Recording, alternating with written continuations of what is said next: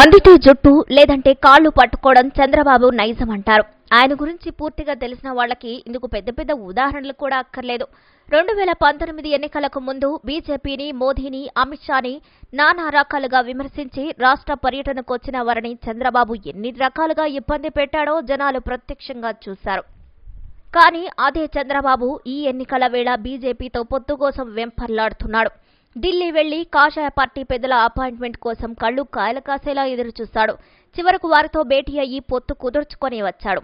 ఈ క్రమంలో తాజాగా కేంద్ర మంత్రి అమిత్ షా, తెలుగుదేశం పార్టీ అధ్యక్షుడు చంద్రబాబుపై కేంద్ర హోంశాఖ మంత్రి అమిత్ షా సంచలన వ్యాఖ్యలు చేశారు. ఆయనకు బుద్ధి రావడం వల్లే మళ్లీ బీజేపీ దగ్గరకు వచ్చారని ఎద్దేవా చేశారు. న్యూఢిల్లీలో శుక్రవారం జరిగిన ఇండియా టుడే కాంక్లేవ్ లో పాల్గొన్న సందర్భంగా అమిత్ షా ఈ వ్యాఖ్యలు చేశారు. ప్రధాని మోదీని చంద్రబాబు గతంలో టెర్రరిస్ట్ అన్నారు. అలాంటి వ్యక్తితో మీరెలా పొత్తు పెట్టుకున్నారు అని యాంకర్ అమిత్ షాని ప్రశ్నించింది. అందుకు ఆయన బదులిస్తూ సంచలన వ్యాఖ్యలు చేశారు.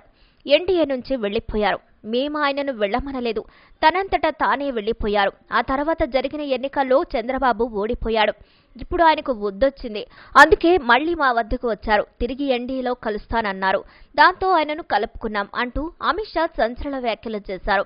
అమిత్ షా వ్యాఖ్యలతో టీడీపీ చేస్తున్న అసత్య ప్రచారానికి చెక్ పడినట్లయింది. ఇన్ని రోజులుగా బీజేపీయే తమను పిలిచిందని, ఎన్డీఏలో చేరాలని ఆహ్వానం పంపిందంటూ టీడీపీ నేతలు చేసిన ప్రచారం అంతా అవాస్తవమని జనాలకు అర్థమైంది. పైగా బీజేపీకి చంద్రబాబు పలు షరతులు పెట్టారని పచ్చ మీడియా చేసిన ప్రచారం అంతా బూటకమని తెలిసిపోయింది. ఇక ఓటమి భయంతోనే చంద్రబాబు బీజేపీ పెద్దల కాళ్లు పట్టుకుని ఎన్డీఏలో చేర్చుకోవాలని ప్రాధేయపడ్డారని అమిత్ షా వ్యాఖ్యలతో స్పష్టమైంది. ఆ తర్వాత యాంకర్ మరోసారి పార్లమెంట్లో వైఎస్ఆర్సీపీ కొన్ని బిల్లులకు మద్దతిచ్చింది కదా, మరి అలాంటప్పుడు ఆ పార్టీతో ఎందుకు పొత్తు పెట్టుకోలేదు, చంద్రబాబుతో ఎందుకు పొత్తు పెట్టుకున్నారు అని ప్రశ్నించారు. దీనికి అమిత్ షా బదిలిస్తూ బీజేపీ ప్రభుత్వం ప్రవేశపెట్టిన అన్ని బిల్లులకు వైఎస్ఆర్సీపీ మద్దతివ్వలేదు, కొన్నింటికి మాత్రమే మద్దతిచ్చింది. అది కూడా ఆ పార్టీ సిద్ధాంతాలకు అనుగుణంగా ఉండటం వల్లే తప్ప బీజేపీ కోసం కాదు. పార్లమెంట్లో పార్టీల పరంగా నిర్ణయాలు ఉండవు. ఆయా పార్టీలకు సొంత అజెండాలు, సిద్ధాంతాలు ఉంటాయి.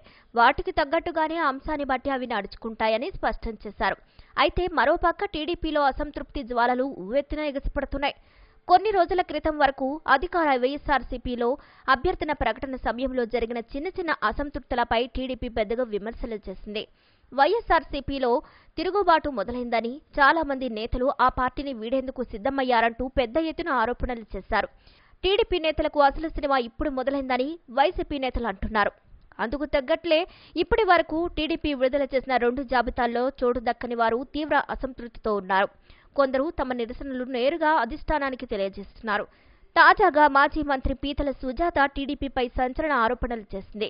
ఏలూరు జిల్లా చింతలపూడి అసెంబ్లీ టికెట్ ఆశించిన మాజీ మంత్రి, టీడీపీ మహిళా నేతల పీతల సుజాత తీవ్ర నిరాశకు గురయ్యారు. చింతలపూడి టికెట్ను టీడీపీ అధిష్టానం సొంగ రోషన్ కుమార్ అనే ఎన్ఆర్ఐకి కేటాయించారు. దీంతో ఆమె తీవ్ర అసంతృప్తి, నిరాశకు గురయ్యారు. దీంతో ఓ వీడియో చేసిన ఆమె అందులో తన ఆక్రోశాన్ని వెళ్లగక్కారు. గత 2 దశాబ్దాలుగా పార్టీ కోసం పాటుపడుతున్న తనకు అన్యాయం జరిగిందని ఆవేదన వ్యక్తం చేశారు. ఇప్పటికైనా ఎక్కడో ఒక చోట తనకు టికెట్ కేటాయించాలని అధిష్టానానికి సుజాత విజ్ఞప్తి చేశారు. ఇవ్వరా అంటూ ఆమె ప్రశ్నించారు. పక్క రాష్ట్రాల వారికి, ఎన్ఆర్ఐలకు సీట్లు ఇస్తున్నారని, పార్టీని నమ్ముకున్న వారికి అన్యాయం చేస్తున్నారని ఆమె ఆవేదన వ్యక్తం చేశారు. అంతేకాక చంద్రబాబుని కలవడానికి కూడా అవకాశం ఇవ్వలేదంటూ సుజాత మండిపడ్డారు. టీడీపీలోని కొందరు పెత్తనందారులు దళితులను అవమానిస్తున్నారని ఆమె ధ్వజమెత్తారు. టీడీపీలో జరుగుతున్న పరిణామాలు తీవ్రంగా కలిచివేశాయని ఆవేదన వ్యక్తం చేశారు. తాను 20 ఏళ్లుగా టీడీపీలో ఉంటే సీటు ఇవ్వలేదని, పశ్చిమ గోదావరి జిల్లాలోని ఒక మాల వ్యక్తికి సీటు ఇవ్వకపోవడం అన్యాయమని ఆమె తెలిపారు.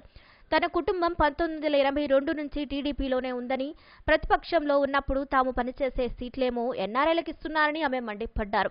తనతో పాటు మాజీ మంత్రి జవహర్కి కూడా టికెట్ ఇవ్వలేదని, తమలాంటి సీనియర్లకు సీట్లు ఇవ్వకపోవడం అన్యాయమని ఆమె అసంతృప్తిని వ్యక్తం చేశారు. 2015 నుంచి నియోజకవర్గంలో కొందరు నాయకులు నన్ను టార్గెట్ చేయడం మొదలుపెట్టారు. తాను బయటకొచ్చి మాట్లాడితే చంద్రబాబుకు పార్టీకి చెడ్డ పేరు వస్తుందని భావించారని తెలిపారు. 2019లో టికెట్ రాలేదని అప్పటి నుంచి అవమానాలు కొనసాగుతూనే ఉన్నాయని ఆమె అన్నారు. ఈసారైనా టికెట్ ఇస్తారనుకుని ఎదురుచూసిన ఆమెకు నిరాశలే మిగిల్చాయని ఆవేదన వ్యక్తం చేశారు.